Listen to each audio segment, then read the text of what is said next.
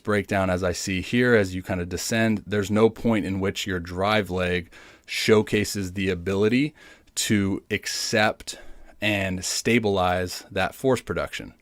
Okay, so you'll see here as you descend, it kind of just falls, right? So it's the brain essentially protecting against itself, right? Against any potential threat. So the threat would be that you do not have the prerequisite of single leg strength to accept and handle that force and energy coming down from your leg lift. So now your body just says, okay, well, we're just going to fall down the mound. Okay, so then we see a breakdown of what I would call like an inefficient kinetic energy timing, where you're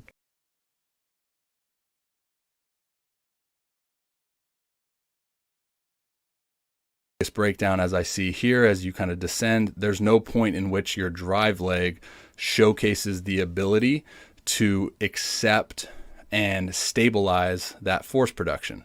So you'll see that he doesn't really increase his forward momentum that much at all, but maybe a little bit more than you. Now, as he comes down, you'll notice that he stabilizes this energy in that drive leg, okay? He stabilizes it by increasing that movement potential of the hip hinge, okay? So this is where, just to jump ahead a little bit, this is where our progressions are going to start, is you getting into a pattern of learning that hinge, okay? We want to stabilize that energy in our glutes, right? The reason we want to do that is because our glutes are going to be better equipped to be able to handle and accept that incoming energy.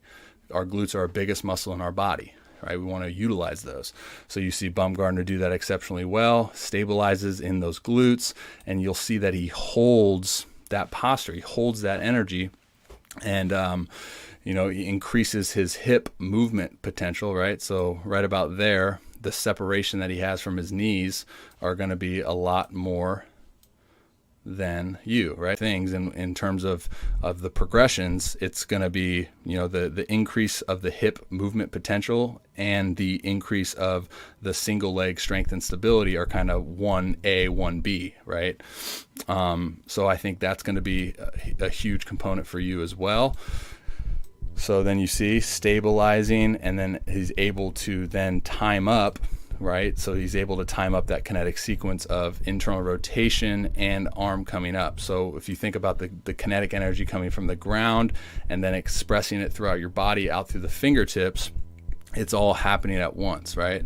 So internal rotation of that drive leg, and then the hand coming into arm raise, right? So that's that kinetic sequence, and that's where you're breaking down, and that's where you're leaving a lot of velocity on the table, is because for you, that drive leg is leaving, right? It's falling, internal rotation, all your energy's gone from the lower half, and now you're having to generate more energy from, your trunk rotation and your arm speed. So you're not maximizing your ability to move as one unit, right? It's segmented right now. Just to give you another visual here of Bumgardner in a bullpen here in spring training, same thing, right? As he descends from his leg lift, boom, right? Stabilizes in those glutes. Okay, so you see that pattern, increases that hip range of motion, which then allows him to drive down the mound while holding ground connection, and then delaying that kinetic sequence of internal rotation and arm swing. Okay, so hopefully that paints a pretty good picture. And I would say that's kind of why, that's a huge reason why your long toss, at 310 feet, which is probably 90, 91 maybe out of the hand, is so much higher than your mound. I mean, obviously we can make a ton of different arguments for why that is, but that's a huge piece to that, is momentum, acceleration, force production, right? So our force production in long toss is a whole lot better on the mound, because we're able to slam that drive leg into the ground, which creates an external force